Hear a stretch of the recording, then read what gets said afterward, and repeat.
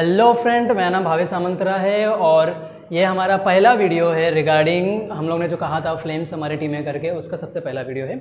और मेरा नाम भावेश सामंतरा है। सो मैं बायोलॉजी पढ़ाने वाला हूँ 10th स्टैंडर्ड को और 12th स्टैंडर्ड को। Okay, so before starting the entire syllabus of 12th standard that is Maharashtra board, मैं उस यूनिट के थ्रू जाना चाहता हूँ जो पूरा यूनिट, जो 5 यूनिट हमारे महाराष्ट्र गवर्नमेंट ने स्टूडेंट्स को अलॉट किया है बायोलॉजी में। इसका पूरा नॉलेज होना ज़रूरी है कि एक्चुअली यूनिट का मतलब क्या है। एक बार आपको यूनिट का मतलब अच्छे समझ में आ जाएगा तो उसके अंदर क्या कंटेंट होंगे और कंटेंट किस चीज़ से रिलेटेड होंगे वो आपको समझ में आएगा। जो सबसे पहला थिंग है जो मैं मेरे वीडियो को स्टार्टिंग करने वाला हूँ, वो सबसे पहला थिंग होगा कोटेशन के थ्रू। और वो जो कोटेशन है that is the greatest sin is to think that you are weak. हम हमेशा सोचते हैं और एक इंसान हमेशा ये बात सोचता है कि यार वो सबसे ज़्यादा पावरफुल है और वो हमेशा ये बात सोचता है कि वो कुछ भी कर सकता है। लेकिन अभी का जो सिचुएशन करंट चल रहा है उसके थ्रू इंसानों को ये लगने लगा है कि इंसान कुछ भी नहीं कर सकता। बट प्लीज़ मैं आप लोगों से रिक्वेस्ट करना चाहता हूं कि जो वीक पॉइंट है अपना, ये जो आपका वीक पॉइंट है उसको कभी किसी के सामने शो मत करो और कभी ये मत सोचो कि आप वीक हो करके। हमेशा कभी भी वीकनेस किसी को नहीं दिखाना चाहिए। हमेशा अपने स्ट्रॉन्ग पॉइंट को दिखाओ सामने वाले को, क्योंकि स्ट्रॉन्ग पॉइंट से ही वो इम्प्रेस होगा। और सबसे बड़ी बात, हमेशा अपने ब्रेन को यूज़ करो, क्योंकि वीकनेस और वीक पीपल को कोई भी वैल्यू नहीं देता। बी वेरी पंक्चुअल और हमेशा इस बात को आप याद रखो कि अपने आप को और अपने बारे में कभी भी आप वीक मत सोचो। ओके गाइस, लेक्चर की शुरुआत करते हैं यूनिट नंबर 1 से। जो यूनिट नंबर 1 है बायोलॉजी का, जिसका नाम है रिप्रोडक्शन। ऑलरेडी ये बात बहुत लोगों को फैमिलियर है जो बायोलॉजी फील्ड को बिलोंग करते हैं। रिप्रोडक्शन एक ऐसा प्रोसेस होता है जिसके थ्रू मेल गैमेट और फीमेल गैमेट दोनों फर्टिलाइज होते हैं, एक न्यू ऑफस्प्रिंग बनता है। उसमें बहुत ज़्यादा वेरिएशन होता है। अगर वेरिएशन तब होगा अगर वो सेक्सुअल रिप्रोडक्शन के अंडर आता है। तो अगर वो असेक्सुअल रिप्रोडक्शन के अंडर आता है तो उसमें वेरिएशन की मात्रा थोड़ी कम हो जाएगी। इनफैक्ट वेरिएशन बहुत ना के बराबर होता है। ओके, रिप्रोडक्शन के 2 टाइप होते हैं, एक होता है सेक्सुअल रिप्रोडक्शन और एक होता है असेक्सुअल रिप्रोडक्शन। इस पूरे इंटायर बायोलॉजी के सिलेबस में 12th स्टैंडर्ड के हम लोग ये स्टडी करने वाले हैं कि reproduction in lower and higher plants and reproduction in lower and higher animals. Okay, ये चैप्टर स्टडी करने से पहले हम लोग ये जान लेते हैं कि रिप्रोडक्शन जो एग्जैक्ट मीनिंग होता है। रिप्रोडक्शन का मतलब जैसे अभी हम लोगों ने देखा कि 2 इंडिविजुअल और हम लोग बोल सकते हैं 2 अलग अलग सेक्सेस जिनके बीच में कॉपुलेशन होता है, इंटीमेट होता है। इंटीमेट के थ्रू जब एक ऑफस्प्रिंग क्रिएट होता है, वो ऑफस्प्रिंग उनके पेरेंट्स से सिमिलर भी होता है और डिसिमिलर भी होता है। हम ऐसा बोल सकते हैं कि वो फिजिकली डिसिमिलर होता है लेकिन जेनेटिकली अपने पेरेंट्स से आइडेंटिकल होता है। रिप्रोडक्शन के बहुत सारे मीनिंग्स है और हम बोल सकते हैं रिप्रोडक्शन अगर आप देखने चाहोगे तो पूरा एंटायर बुक्स है उसके ऊपर। मैं सिर्फ यहाँ पे आपको ये बताना चाहता हूँ कि रिप्रोडक्शन एक्चुअल एग्जैक्ट मीनिंग होता क्या है। रिप्रोडक्शन सेक्सुअली भी हो सकता है, रिप्रोडक्शन असेक्सुअली भी हो सकता है। अगर रिप्रोडक्शन असेक्सुअली हो रहा है तो उसमें सिर्फ सिंगल पेरेंट इन्वॉल्व होगा, उसमें 2 पेरेंट्स का इन्वॉल्वमेंट नहीं होगा। और अगर रिप्रोडक्शन अगर सेक्सुअली है तो उसमें 1 पेयर ऑफ गैमेट्स इन्वॉल्व होंगे, मीन्स मेल भी इन्वॉल्व होगा और साथ ही साथ फीमेल भी इन्वॉल्व होगा। मेल और फीमेल के फ्यूजन के वजह से जो जायगोट प्रोड्यूस होगा वही जायगोट आगे चल के एक एंटायर ऑफस्प्रिंग में कन्वर्ट होगा और वो ऑफस्प्रिंग एक एंटायर न्यू जनरेशन को क्रिएट करेगा। एक इंपॉर्टेंट चीज़ है जो यहाँ पे मैं बताना चाहता हूँ आप लोगों को रिगार्डिंग रिप्रोडक्शन जेनेटिक को पास करता है। इन शॉर्ट, जो भी रिप्रोडक्शन सेक्सुअल रिप्रोडक्शन होता है, सेक्सुअल रिप्रोडक्शन में क्या होता है, जो पेरेंट्स है वो लोग अपने जीन्स को अपने ऑफस्प्रिंग में पास आउट करते हैं। यानी जनरेशन टू जनरेशन वो जो जीन होता है वो पूरी तरह से सर्वाइव होता है, पूरी तरह से रिवाइव रहता है। लेकिन अगर बहुत ज़्यादा जनरेशन अगर सेम स्पेसीज के बीच में हो गया तो फिर इन कमिंग फ्यूचर वो जो स्पेसीज होगा वो धीरे धीरे अपनी एबिलिटी और धीरे धीरे जो मेन जीन्स है वो खोने लगेगा। इसके लिए बात कहा जाता है कि जब कभी भी कॉपुलेशन होता है और जब कभी भी ऑफस्प्रिंग क्रिएट होता है तो उसमें डिफरेंट जीन्स का, और हम लोग बोल सकते हैं ऐसा भी कि जो मेल और फीमेल कैरेक्टर होंगे वो अलग अलग स्पेसीज को बिलोंग करेंगे तो ज़्यादा बेटर होगा। अलग अलग स्पेसीज का मतलब ये नहीं बोल रहा हो कि इंसान एक स्पेसीज हो गया और एक दूसरा स्पेसीज हो गया, नहीं। अगर इंसान है तो इंसान में भी बहुत ज़्यादा स्पेसीज पाई जाती है, तो अगर अलग अलग स्पेसीज को बिलोंग करेगा तो जीन्स भी अलग अलग होंगे और जीन्स में मैच्योरिटी भी अलग अलग होगी, जिसके वजह से जो ऑफस्प्रिंग होगा वो ज़्यादा, उसके परसेंटेज ज़्यादा होंगे सर्वाइव करने के लिए इस नेचर में। ओके, तो this is all about unit 1 and we are going to study in detail about all what is reproduction, what is lower and higher plants. हम हर एक चीज़ के बारे में डिस्कस करेंगे आगे चल के। फिर हम लोग आगे बढ़ते हैं सेकेंड यूनिट में। सेकेंड यूनिट में ऐसा बताया गया है that is genetics and evolution. अभी जेनेटिक्स के बारे में जब हम लोग बात करते हैं तो जेनेटिक्स में ऐसा होता है कि जो कैरेक्टर होता है जो पेरेंट्स के पास होता है वो जनरेशन टू जनरेशन उनके ऑफस्प्रिंग को भी पास आउट होता है। इन शॉर्ट कुछ ना कुछ ऐसा पेरेंट्स के पास होता ही है जो उनके बच्चों को या फिर जो उनके ऑफस्प्रिंग को उनके थ्रू उनको मिलता है। ठीक है, कभी कभी ऐसा होता है कि कुछ हमारे, अगर आप देखोगे बहुत ज़्यादा, अभी आप खुद आप ये सोच सकते हो कि आप आपके पेरेंट्स जैसे दिखते हो, आपकी आंखें आपकी मम्मी जैसे दिखती है, आपका फेस कट आपके डैड जैसा दिखता होगा, आपकी उंगलियां जो होगी आपके अपने मॉम से मैच करते होंगे, आपके जो आँख होंगे उसके जो कलर होंगे वो आपके मॉम से मैच करते होंगे। तो ये सिमिलैरिटीज़ आखिरकार कैसे हो सकता है? सबसे पहली बात, ये सिमिलैरिटीज़ सिर्फ और सिर्फ सेक्सुअल रिप्रोडक्शन से हो सकता है, असेक्सुअल रिप्रोडक्शन से सिमिलैरिटीज़ नहीं होता। ओके, तो अगर सेक्सुअल रिप्रोडक्शन हुआ है, अगर सेक्सुअल रिप्रोडक्शन से अगर वेरिएशन आया है तो वेरिएशन आने का कुछ ना कुछ तो रीज़न होगा। The main reason of the variation is the genes. इसीलिए इस यूनिट का नाम है जेनेटिक एंड इवोल्यूशन। तो जेनेटिक्स एक ऐसा फील्ड है और एक ऐसा ब्रांच है बायोलॉजी का जो डील करता है इंटायरली जीन्स के ऊपर। ओके, और जीन्स हमारे डीएनए का एक ऐसा कंपोनेंट होता है जो वर्किंग कंडीशन में होता है और वो एक ट्रेट को कैरी करता है। We can say that genes carry trait. बहुत सारे जीन्स एक सिंगल ट्रेट को भी कैरी कर सकते हैं और एक सिंगल ट्रेट बहुत सारे जीन्स को भी कैरी कर सकते हैं। सो ये डिफरेंस होता है, एक ट्रेट बहुत सारे जीन्स भी कैरी कर सकते हैं और बहुत सारे ट्रेट को एक अकेला जीन्स भी कैरी कर सकता है। ओके, तो ये सारे चीज़ों के बारे में हम लोग डिटेल एक्सप्लेन करेंगे जब हम लोग सेकेंड यूनिट के बारे में पढ़ने के लिए जाएंगे। ओके, रिमेंबर गाइस, इस बात को याद रखना, genetic and evolution, genetics and evolution दोनों एक दूसरे को इंटरलिंक है। ओके, अगर हम लोग जाते हैं प्री हिस्टोरिक के टाइम पे, तब इंसानों के पूरे इंटायर बॉडी के ऊपर बहुत ज़्यादा हेयर्स थे और इंसान झुक के चलता था, पूरा इरेक्ट पोस्चर नहीं था उस टाइम पे। आज हम लोगों को होमोसेपियन कहा जाता है, पहले होमोसेपियन कहा जाता था। तो ये जो इवोल्यूशन इंसानों का हो रहा है, तो इवोल्यूशन के जो इवोल्यूशन का जो सबसे मेन रीज़न है वो है जीन्स। इंसानों के जीन्स में बदलाव होने की वजह से इंसान बदल रहा है और जिसके वजह से हर एक चीज़ धीरे धीरे क्या होते जा रहा है, चेंज होते जा रहा है। आज आप खुद अगर अपने एंसेस्टर से अगर आप मैच करने के लिए जाओगे तो बहुत ज़्यादा आप लोगों को डिससिमिलैरिटीज़ दिखेगी। सिमिलैरिटीज़ होती है लेकिन बहुत कम है, यानी हम उनसे बहुत ज़्यादा चेंज होते होते आए हैं। पहले ब्रेन यूज़ करने की एबिलिटी थी लेकिन बहुत ज़्यादा नहीं था, आज हम लोग बहुत ज़्यादा दिमाग इस्तेमाल कर रहे हैं। पहले टेक्नोलॉजी नहीं थी, आज हमारे पास बहुत ज़्यादा टेक्नोलॉजी है। तो टेक्नोलॉजी किसके थ्रू आ रहा है? Due to use of brain. तो ब्रेन यूज़ करना सीखा कैसे? This is due to because of evolution.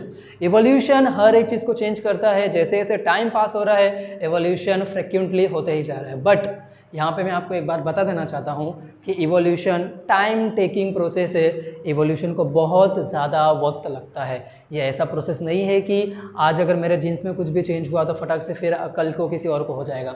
ये बहुत टाइम टेकिंग प्रोसेस है, बहुत ही ज़्यादा पीरियड टेकिंग प्रोसेस है, इसको बहुत वक्त लगता है इवोल्यूशन को होने के लिए।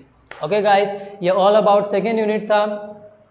अब जब हम लोग बात करते हैं थर्ड यूनिट के, तब आता है फिजियोलॉजी। ओके, तो फिजियोलॉजी एक्चुअली क्या होता है, तो इस टर्म को आप लोगों को अच्छे से समझ लेना चाहिए कि एक्चुअली फिजियोलॉजी होता क्या है। फिजियोलॉजी मीन्स, अगर मैं एक एग्जांपल लेता हूँ, एक ह्यूमन का एग्जांपल लेता हूँ और उसके बारे में मुझे जानना है फिजियोलॉजी एक्चुअली क्या है ह्यूमन का, सो आप लोगों को पता होना चाहिए कि उसके सारे इंटरनल्स ऑर्गन, उसके जो इंटरनल ऑर्गन है, फिर कैसे हर एक सिस्टम हमारे बॉडी में कैसे काम कर रहा है, सिस्टम को एनर्जी कहाँ से मिल रहा है, सिस्टम परफॉर्म कैसे कर रहा है, एक सिस्टम दूसरे सिस्टम को कैसे इंटरलिंक है, ये सब फिजियोलॉजी के अंडर आता है और फिजियोलॉजी इन सब चीज़ों को जानने में मदद करता है। Once again I am saying guys, physiology बहुत ही इंपॉर्टेंट होता है, सबसे इंपॉर्टेंट ह्यूमन फिजियोलॉजी, क्योंकि ह्यूमन फिजियोलॉजी में आप लोग ये जानोगे कि आखिरकार ह्यूमन में जितने भी सारे सिस्टम्स है वो वर्क कैसे करता है, ह्यूमन में जितने भी सारे सिस्टम है वो काम कैसे करता है, किसके थ्रू करता है, कौन से फैक्टर फिजियोलॉजी को डिफर कर सकता है, कौन से फैक्टर ह्यूमन सिस्टम को डिफर कर सकता है, ये सारे चीज़ आप लोग ह्यूमन फिजियोलॉजी में स्टडी करने वाले हो। This ends the third unit, that is physiology. When we come across the fourth unit, that is applied biology. तो अप्लाइड बायोलॉजी एक्चुअली एक एप्लीकेशन बेस्ड होता है बायोलॉजी का। इन शॉर्ट, अप्लाइड बायोलॉजी में बहुत सारे बायोलॉजी के ब्रांचेस आते हैं। माइक्रोबायोलॉजी ले लो, बायोटेक्नोलॉजी ले लो, फिर NCBI एक सेल का एक अलग से इंस्टीट्यूट है। तो ये जितने भी सारे ब्रांचेस होते हैं बायोलॉजी के, वो कहीं ना कहीं अप्लाइड बायोलॉजी में इंक्लूड होता है। अब आप लोग शायद ये सोच रहे होंगे कि अप्लाइड बायोलॉजी में आखिर क्यों आता है, क्योंकि अप्लाइड बायोलॉजी मोस्ट ऑफली प्रोडक्टिविटी के ऊपर कंसर्न होता है, यानी प्रोडक्टिविटी कैसा है और जो भी चीज़ हम लोग यूज़ करते हैं वो कैसे ह्यूमन वेलफेयर के लिए बेटर किया जा सकता है। इन शॉर्ट, जिस भी टेक्नोलॉजी का आज हम लोग इस्तेमाल कर रहे हैं वो ह्यूमन वेलफेयर के लिए ही हो रहा है। जो भी टेक्नोलॉजी, जो भी खाना, जो भी प्रोड्यूस हो रहा है, जो भी खेती हो रहा है, एग्रीकल्चर देख लो, फिर हॉर्टिकल्चर देख लो, जितने भी सारे रिसर्च वगैरह गोइंग ऑन और चलते ही जा रहे रिसर्च, ये सारे के सारे अप्लाइड बायोलॉजी के अंडर आते हैं। इन शॉर्ट, अप्लाइड बायोलॉजी एक बहुत ही बड़ा वास्ट फील्ड है और ये इतना बड़ा फील्ड है कि इसके अंदर मोस्ट ऑफली जितने भी प्रोडक्टिव चीज़ें आते हैं, जितना भी ह्यूमन प्रोड्यूस कर रहा है खुद को कंज्यूम करने के लिए और खुद कंज्यूम करके सर्वाइव रहने के लिए, ये सारे के सारे अप्लाइड बायोलॉजी में आते हैं। ओके गाइस, इसके अंदर 3 चैप्टर्स आते हैं और ये तीनों के तीनों चैप्टर्स को हम लोग डिटेल में स्टडी करने वाले हैं कि actually human health and disease, that is medical system आ गया इसमें पूरा का पूरा, enhancement in food production, that इसमें पूरा प्रोडक्शन सिस्टम आ गया। उसके बाद बायोटेक्नोलॉजी, आखिरकार बायोटेक्नोलॉजी क्या होता है ये भी हम सीखेंगे, कैसे लिविंग ऑर्गेनिज्म का इस्तेमाल करके हम लोग प्रोडक्ट्स बना रहे जो ह्यूमन के लिए काम आने वाला है। तो ये ऑल दिस थिंग्स और ये सारे के सारे चैप्टर्स हम लोग अप्लाइड बायोलॉजी में डिस्कस करेंगे। The last but not the list is your ecology and environment. ऊपर के जितने भी चारों चैप्टर अभी हम लोगों ने डिस्कस किया, सबसे पहला था रिप्रोडक्शन, उसके बाद था जेनेटिक एंड इवोल्यूशन, उसके बाद था फिजियोलॉजी, उसके बाद फोर्थ अभी रिसेंटली हम लोग ने पढ़ा, that is applied biology. But ये जो इकोलॉजी है, जो 5th यूनिट है, इकोलॉजी एंड एनवायरनमेंट, ये थोड़ा सा हटके है। एक्चुअली इसको मैं क्यों आपको ऐसा बोल रहा हूँ कि ये जो चैप्टर है और ये जो पूरा यूनिट है थोड़ा सा अलग है उन 4 यूनिट से, क्योंकि वो चारों के चारों यूनिट कहीं ना कहीं लिविंग बीइंग को बहुत ज़्यादा फोकस करते हैं और ये जो 5th यूनिट है इकोलॉजी एंड एनवायरनमेंट, वो लिविंग बीइंग कैसे सर्वाइव करेगा उसको ज़्यादा फोकस करता है। इन शॉर्ट, ऊपर के जो 4 यूनिट अभी हम लोग डिस्कस किया वो एक एंटायर लिविंग ऑर्गेनिज्म को फोकस करता है, बट अगर आप लोग नोटिस करोगे 5th यूनिट, जो 4 यूनिट अभी हमने पढ़ा उसको सरवाइव करने के लिए 5th यूनिट सबसे ज़्यादा इंपॉर्टेंट है, क्योंकि एक ह्यूमन ले लो या फिर जितने भी लिविंग क्रिएचर इस अर्थ पे प्रेजेंट है वो सरवाइव नहीं कर सकते without the environment, without the ecology, क्योंकि ये एक चेन है कि हम इसके ऊपर डिपेंड है, फिर ये इसके ऊपर डिपेंड है, फिर ये इसके ऊपर डिपेंड है, फिर ये इसके ऊपर डिपेंड है, फिर अल्टीमेटली वापस वो हमारे पास आ रहा है। यानी ये पूरी तरह से क्या है, एक साइकिल है। यानी हम लोग जो सरवाइव कर पा रहे हैं वो भी किसके थ्रू हो रहा है, एक साइकिल के थ्रू ही हो रहा है। अगर इसमें से कोई भी चेन अगर ब्रेक होता है तो फिर किसी ना किसी एक इंडिविजुअल स्पीसीज का सरवाइव करना बहुत मुश्किल हो जाएगा। So it is very important to say that ecology and environment चारों यूनिट को सर्वाइव करने में हेल्प करता है, क्योंकि चारों के चारों यूनिट कहीं ना कहीं पे जाके इकोलॉजी एंड एनवायरनमेंट के ऊपर ही डिपेंड होता है। ओके गाइस, सो यहाँ पर मैं एक और चीज़ आप लोगों को बताना चाहता हूँ कि एनवायरनमेंट एक ऐसा, हम बोल सकते हैं कि एक ऐसा पार्ट है हमारे लिविंग ऑर्गेनिज्म का कि जिसके बगैर हम लोग सर्वाइव नहीं कर सकते। सो प्लीज़ इकोलॉजी और इन्वायरमेंट को थोड़ा ज़्यादा फोकस करना है, क्योंकि पेपर पॉइंट ऑफ व्यू भी ये बहुत ज़्यादा इंपॉर्टेंट है। पेपर में भी बहुत ज़्यादा क्वेश्चन इसके आ चुके, कार्बन साइकिल है, फिर सल्फर साइकिल है, तो ये जो साइकिल्स है, फिर ऑक्सीजन साइकिल है, ये साइकिल आखिरकार कैसे कैरी फॉरवर्ड होता है, कैसे होता है, ये अपने आप को रिगेन कैसे करते हैं, सारा एनर्जी वापस कैसे प्रोसेस होता है, ये सब कुछ हम लोग इस चैप्टर में डिस्कस करेंगे। पिरामिड कैसे होता है, एक सोर्स दूसरे सोर्स के ऊपर डिपेंड होता है, दूसरा सोर्स उसके तीसरे सोर्स के ऊपर डिपेंड होता है, ये सोर्सेस के थ्रू एक साइकिल चेन बनता है। तो ये सारा भी हम लोग इकोलॉजी एंड एनवायरनमेंट के ऊपर, एनवायरनमेंट के यूनिट में डिस्कस करेंगे। ओके गाइस, सो हियर मैं यहाँ पर पांचों यूनिट का जो डिस्कशन है और जो मैं इंट्रो आपको देना चाहता था वो यहाँ पे मैं एंड अप करता हूँ। सो आई होप आप लोग को ये पाँचों का पाँचों यूनिट अच्छे से याद होगा। इसके नेक्स्ट सेशन में हम लोग डिस्कस करेंगे कि हाँ, मैं आपको ये बात बता देना चाहता हूँ कि मैं कौन सा यूनिट सबसे पहले पढ़ाने वाला हूँ। सो हम लोग शुरू करने वाले हैं second unit, that is genetic and evolution. तो जेनेटिक एंड इवोल्यूशन के सबसे पहले 3 चैप्टर्स हम कंप्लीट करेंगे, उसके बाद हम लोग आगे फॉरवर्ड करेंगे। ओके, तो सबसे पहला चैप्टर जो हमारा शुरू होगा वो होगा इनहेरिटेंस एंड वेरिएशन। ओके, सो यहाँ पर मैं एंड अप करता हूँ। मैं जो पाँचों के पाँचों यूनिट को मैंने एक्सप्लेन किया। सो आई होप आप लोग इसको कीप इन माइंड रखोगे और हमेशा इस बात को याद रखना, never think that you are weak. Okay guys, so एक इंपॉर्टेंट चीज़, यहाँ पे पाँचों यूनिट खत्म हो चुका है। मैंने आपको पाँचों यूनिट के बारे में एक शॉर्ट डिस्क्रिप्शन दे दिया है। जैसे जैसे चैप्टर शुरू होगा मैं आपको उसके बारे में और डिटेल एक्सप्लेन दूंगा कि चैप्टर में क्या है, हम क्या पढ़ने वाले हैं और इसका क्या यूज़ होने वाला है आगे। ओके, सो ये सब तो हमने डिस्कस कर लिया, लेकिन एक इंपॉर्टेंट चीज़ है, एक जनरल नॉलेज जो मैं आप लोग को बताना चाहता हूँ, दैट इज़ आप लोग रिसेंटली बार बार यही सुनते आ रहे हो कि अभी कोरोना वायरस का बहुत ज़्यादा कहर चल रहा है पूरे दुनिया के ऊपर। पूरा वर्ल्ड उसको फेस कर रहा है और पूरा वर्ल्ड बहुत ही ज़्यादा पैनिक सिचुएशन में, क्योंकि उनके पास कोई भी चीज़ नहीं है कि वो आखिर वो बचे कैसे उस कोई वैक्सीन बनी ही नहीं है जिससे हम लोग कोरोना वायरस को किल कर सके और हम खुद अपने आप को सर्वाइव कर सके। लेकिन इस चीज़ में मैं आपको एक बात बताना चाहता हूँ कि हम लोग बार बार इस नाम को बोलते हैं कि कोविड-19। हम लोग बार बार बोलते हैं कि कोविड-19, बट एक्चुअली कोविड-19 का फुल फॉर्म क्या है? एक्चुअली कोविड-19 का मतलब क्या होता है?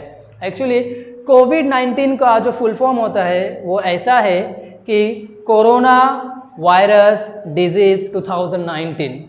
तो कोरोना वायरस डिजीज़ 2019, इसको ही शॉर्ट फॉर्म में कहा जाता है कोविड-19। ओके गाइस, दिस इज़ ये यहाँ पे मैंने मेरा जनरल नॉलेज बताया आपको। सो प्लीज़ इस बात को कीप इन माइंड रखना कि कोविड-19 जो होता है वो कोरोना वायरस डिजीज़ 2019 होता है, यानी कोरोना वायरस डिजीज़ 2019 को ही शॉर्ट में कहा जाता है कोविड-19। ओके गाइस, सो अभी मैं लेक्चर मेरा ख़त्म हो चुका है, सो मैं भी आपको लीव करने जा रहा हूँ। बट लीव करने से पहले एक ब्रेन टीजर आपको देके जाता हूँ। आपके लिए एक असाइनमेंट है कि आप लोग ये सबसे पहले सर्च करो या फिर सोचो आप लोग कि ह्यूमन में सबसे स्ट्रॉन्गेस्ट थिंग क्या है। ये आपका होमवर्क होगा, आप लोग इसके ऊपर थोड़ा सर्च करना और उसके बाद आप कमेंट कर सकते हो मुझे कि सर इसका आंसर ये है करके। और एक और पजल आपको सॉल्व करना है और इस पजल का आंसर भी आप लोग कमेंट कर सकते हो। Okay, please guys, do not forget to like, subscribe, comment to us. आपका सब्सक्रिप्शन हमको बूस्ट देगा, जिसके थ्रू हम लोग और भी बहुत और बेहतरीन वीडियोस आपके लिए लेकर आएंगे। Okay, thank you so much for watching this video. Thank you so much.